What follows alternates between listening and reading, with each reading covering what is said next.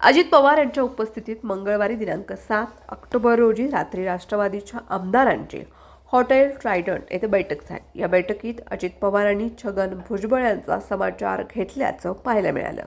काही नेते विशिष्ट जातीबाबत टोकाची भूमिका घेत असल्याच्या मतामुळे पक्षाची प्रतिमा मलिन होऊ लागले असं म्हणत अजित पवारांनी आपली नाराजी व्यक्त केली।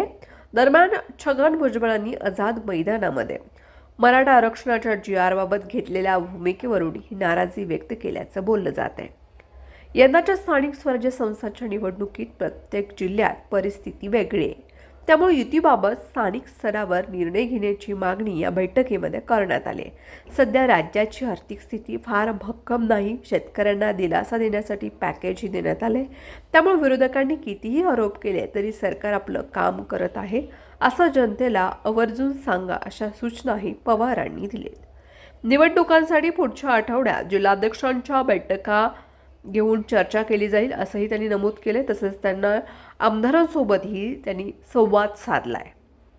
सरकारकडून मराठवाड्याच्या 8 जिल्ह्यांमध्ये नोंदणी शोधण्याबाबत सूचना देण्यात आल्या, मात्र आरक्षणासंबंधी काढण्यात आलेला GR हा दबावाखाली काढल्याचा आरोप उपस्थित झालाय। त्यामुळे सरकारनं OBC समाजासाठी जी समिती निर्माण केली आहे त्याबाबत कोणतीही चर्चा ही झालेली नाहीये।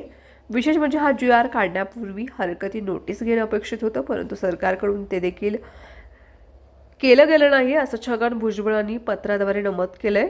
पत्रात त्यांनी हा GR रद्द करण्याची मागणी केली।